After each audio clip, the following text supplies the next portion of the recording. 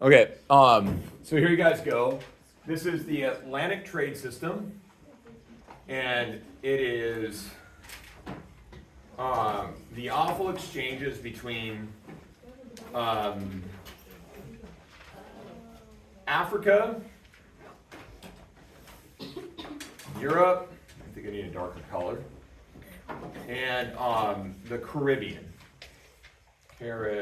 There's double B's, two double things in there.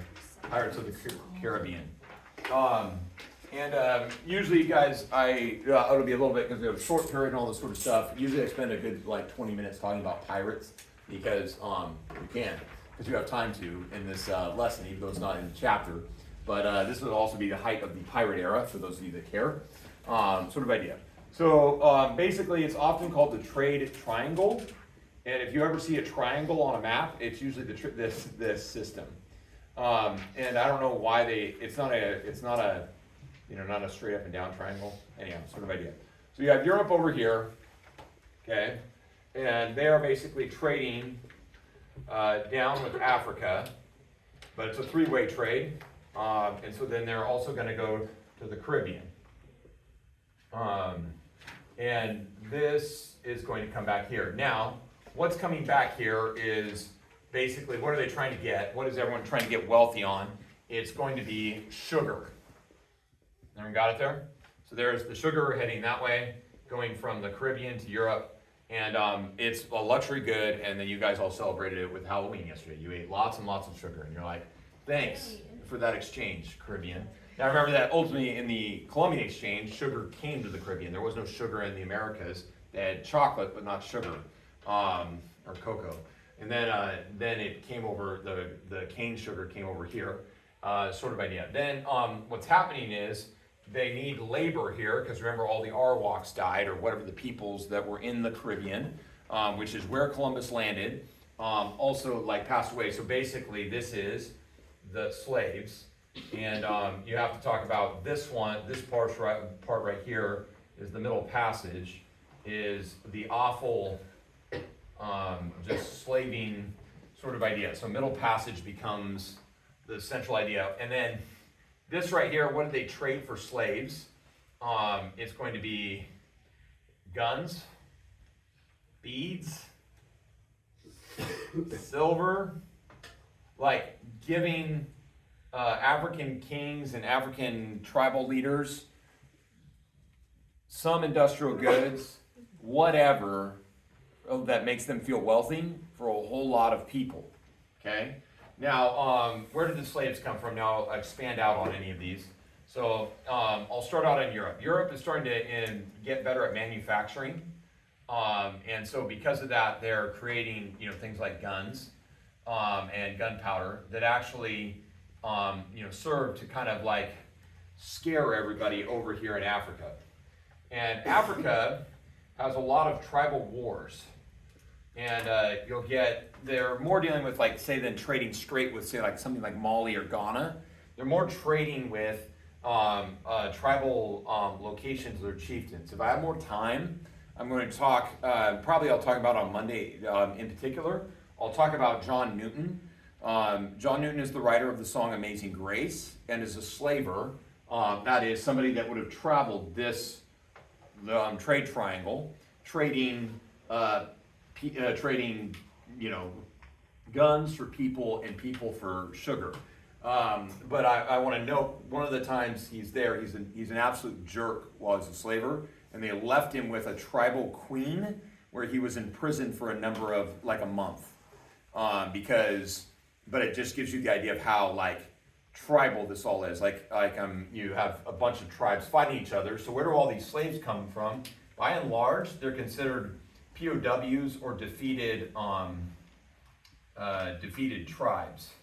So if your tribe defeats my tribe, then we take all of you and give them over to the Portuguese, by and large, ports, to the slave ports, and the Portuguese, and that's the process that they're following. And they're the ones that kind of then sell them towards slavers, like the ships that are going on that are the Middle Passage. Now, the Middle Passage is going to have this awful invention, which is called the slave ship.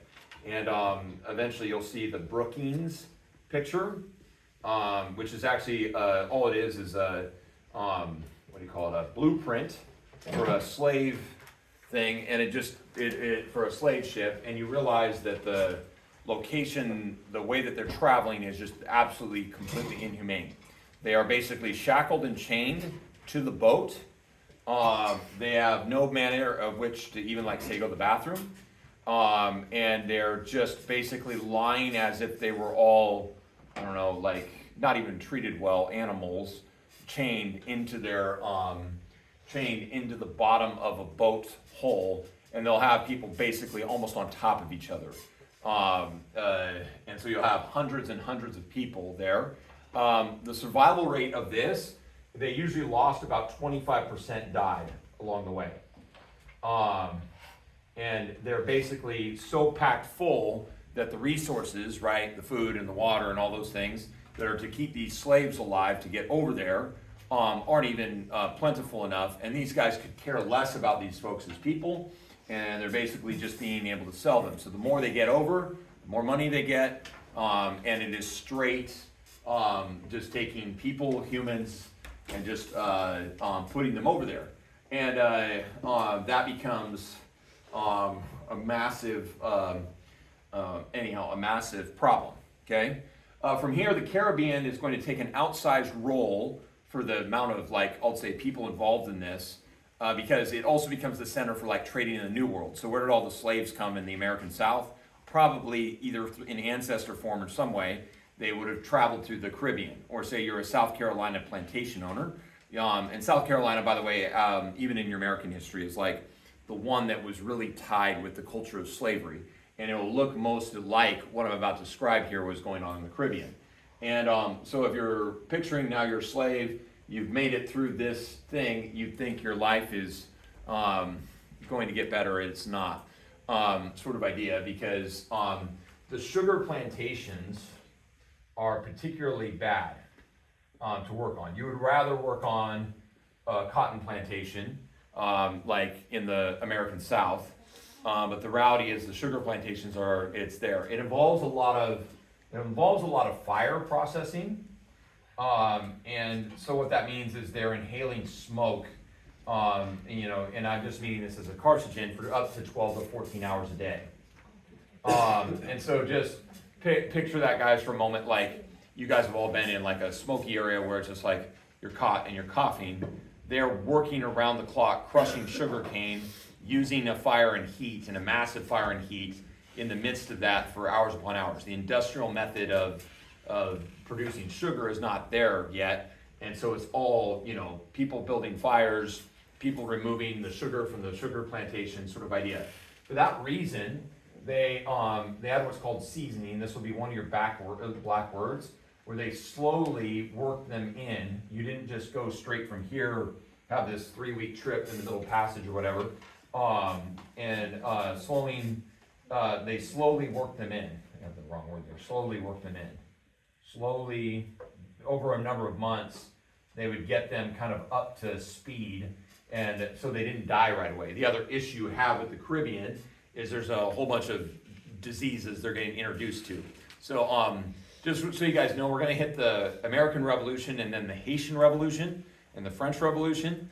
You're going to see that Napoleon and another French general and another British general all tried to take over Haiti in the Caribbean, and they all failed miserably because everyone died of malaria, amongst other reasons. I'm going to go. There's actually a military reason, but anyone who goes to the Caribbean is there. So they're slowly brought over because if they're going to get malaria and almost die, you can't work them to death. Got it there? But compare this to a moment to the Minta system. For all whatever you want to say about like forced labor in Latin America is inhumane, and it is. This is worse. Does that make sense? They're basically being brought over to work to death, and the life. Let's say you're a fully grown adult. You're and you just start working. Your life expectancy is 7 to 10 years longer. Got it there? And so if you survive the Middle Passage, then you have basically 7 to 10 years of working in smoke before your life is there. And guys, they're just like, there's no family. it's basically harvesting people for the sake of work. Got it there? And so one of the things, guys, if you ever get into like, I'll just go even in the American South, one of the biggest issues with slavery, I'll say it this way, in the Americas, in general, in America, United States of America, is it's impossible to have family because the death, right? But also because like the husband or wife could get sold, and then there's no connection between the two, the husband and wife, other than the goodness of the plantation over. And then so with that, you have probably the simplest form of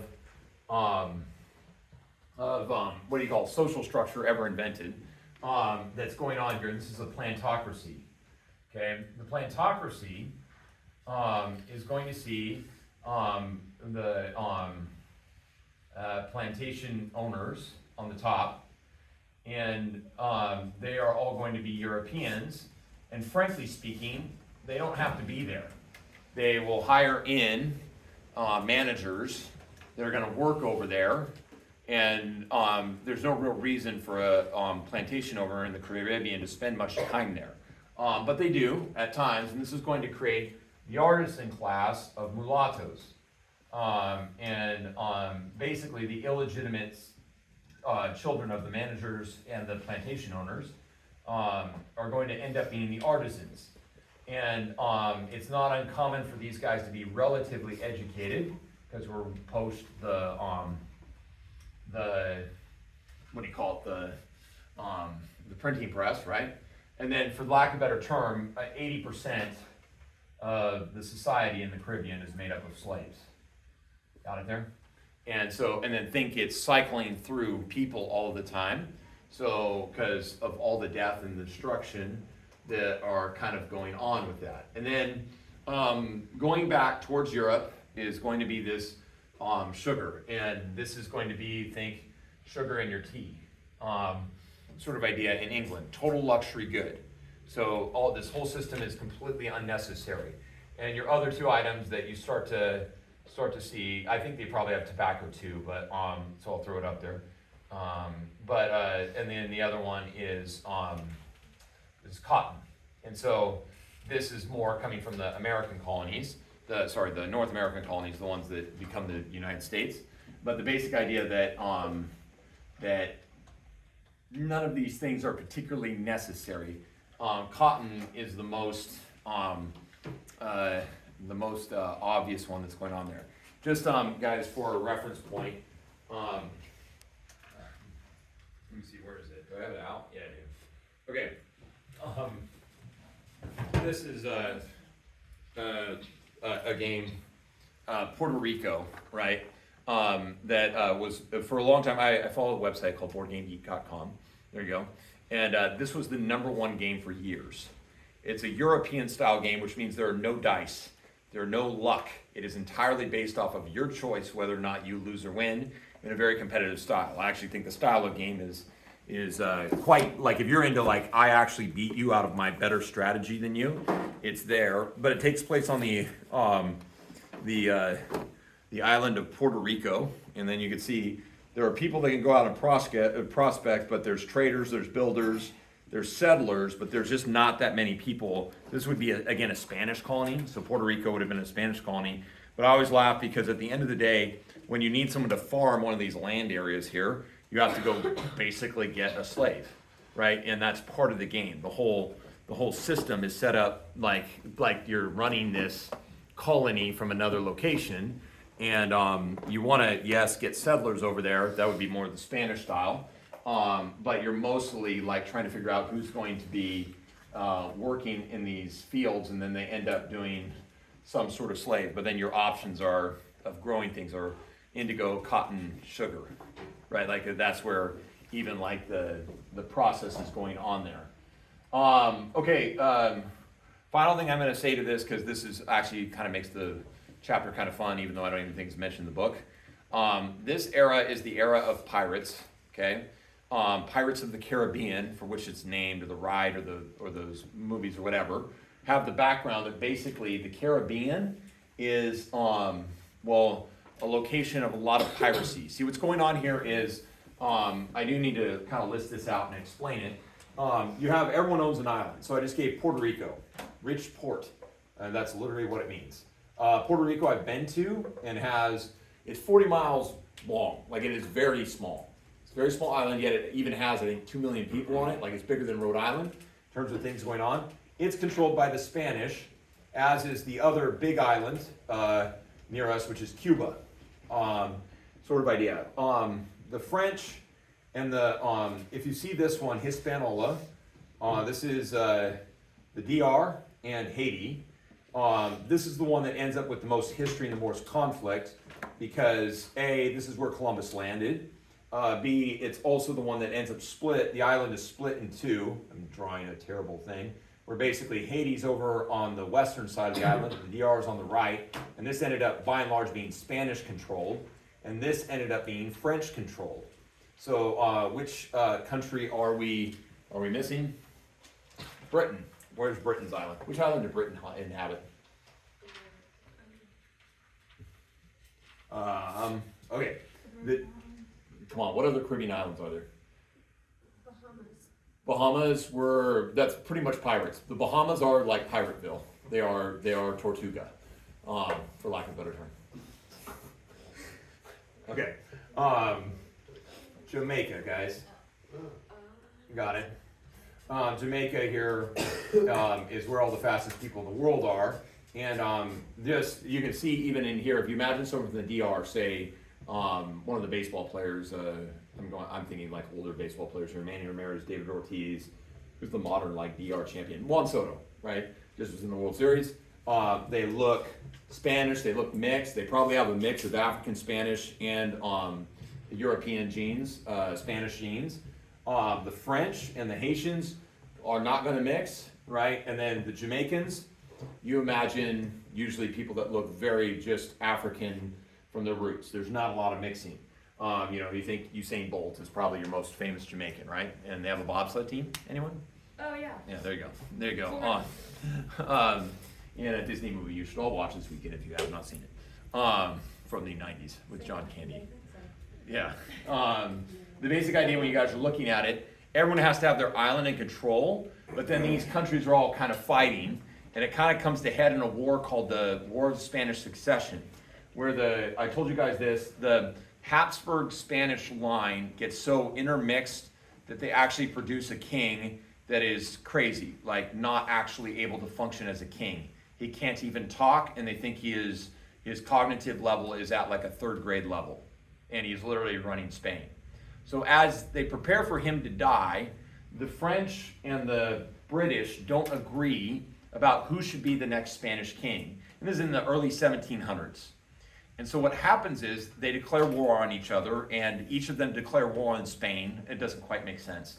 To decide who's going to be the next Spanish king. And you get how other European kings are starting to control other European countries, and Spain is no longer, the Spain of Charles V. It's a weak Spain that is being controlled by other European countries. And they don't have their navies fully developed, especially France. So what do you want to do if you don't have navies? You hire pirates. And anybody you can hire, right, that will go get on a boat is now part of the French Navy. And their job is to steal money from Jamaica. Got it there? Let's undercut whatever supplies are coming from Jamaica and all the money coming from Jamaica and get that for France. Then Britain, which has the best navy at this point, does the opposite. And they're basically going to go, let's go invade, whatever French colonies are there. Because the thing is, oh no, that's before the Haitian Revolution. Let's go invade Haiti and just take all their money and wealth. Well, all that does is basically make pirating 100% legal. Got it? And they just start pirating, and then the war stops. Okay? And I think they come to a deal. I don't think there's actually a clear winner of this War of Spanish Succession. I think it's the British, but in general, there's no clear winner. Got it there? Well, now you're part of the French Navy, right, that is no longer being funded by the French, but you weren't funded by the French anyhow because you're just looting all the British stuff. So why not just keep pirating? Got it there? And so now, and these guys aren't really loyal to anyone, and they have, the pirate boats are mixed of French, British, Native Americans, Africans, South, Moana type stuff, South, the Malaysians, and they're a whole mix of people And they're going to start doing this. Now, my favorite story about this is this. In the War of Spanish Succession, the Potosi mine never gets its silver back over to Europe. Got it there? And so it becomes time to finally send the fleet of something like 6 or 7 years worth of silver back to Spain. And they try to go in, so dumb, so dumb. They try to go in October, or not October, right before October, leaves late September and over October, which is hurricane season. And an entire hurricane wipes out the entire 10 years worth of silver fleet and then just dumps it basically along the Florida coast. Everyone got it there? Now, all the pirates are like, I don't even need to go raid anyone.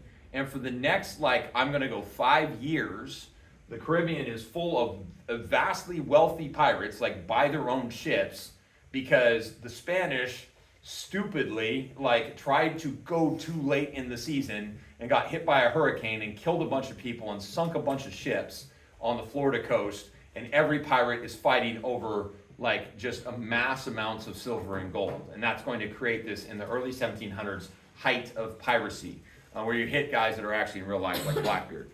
And anyhow, just for reference's sake, just because I want to talk about pirates and not about the Atlantic trade system.